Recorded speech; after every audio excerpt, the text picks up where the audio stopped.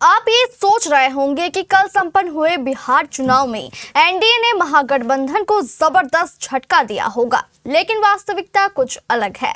अगर सीटों की बात करें तो यह झटका बड़ा नजर आता है, लेकिन अगर वोटों की बात करें तो इसके पीछे की कहानी कुछ और ही दिखाई पड़ती है।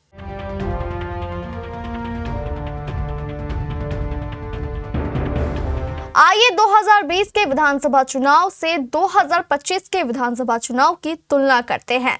एनडीए को 2020 में 41.4% वोट मिले थे और सीटें 123 मिली थी। और अगर कल संपन्न हुए 2025 के चुनाव की बात करें तो एनडीए को 46.9% वोट मिले, यानी 2025 की तुलना में मात्र 5.5% अधिक।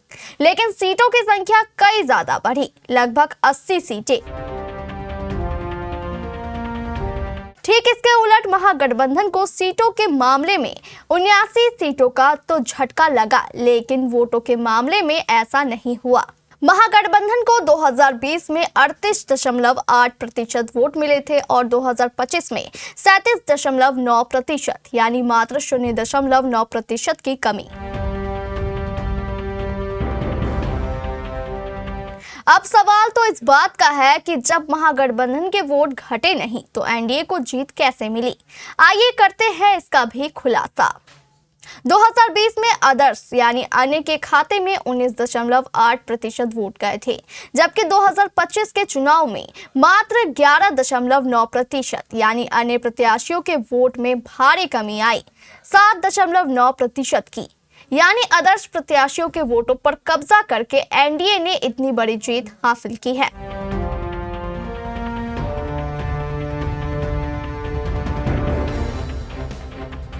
इस तुलना का एक पक्ष और भी है। यह पक्ष है जनसुराज का। 2020 में जनसुराज का अस्तित्व नहीं था।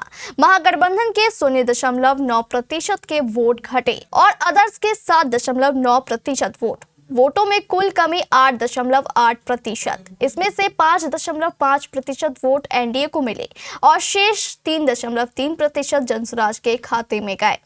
इस तरह से स्पष्ट है कि एनडीए ने मुख्य तौर पर आदर्श प्रत्याशियों के वोट बैंक में सेंधमारी की, जबकि महागठबंधन को मात्र 0.9% वोटों का ही झटका लगा। इसको ऐसे भी समझा जा सकता है कि इस बार बिहार के लोगों ने छोटे मोटे या निर्दलीय प्रत्याशियों पर कम भरोसा दिखाया।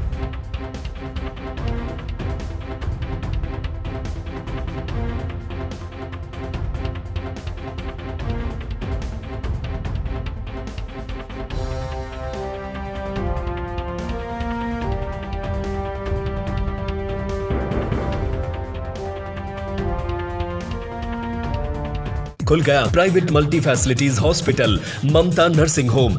यहाँ अलग अलग रोगों के 10 विशेषज्ञ डॉक्टरों की टीम 24/7 इमरजेंसी सेवाएं देती है। न्यूबॉर्न बेबी से लेकर गाइनो एवं सभी तरह के क्रिटिकल रोगों का इलाज।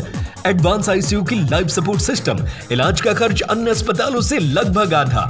ममता नर्सिंग होम, वेस्ट मनिया पुल, कटिहार।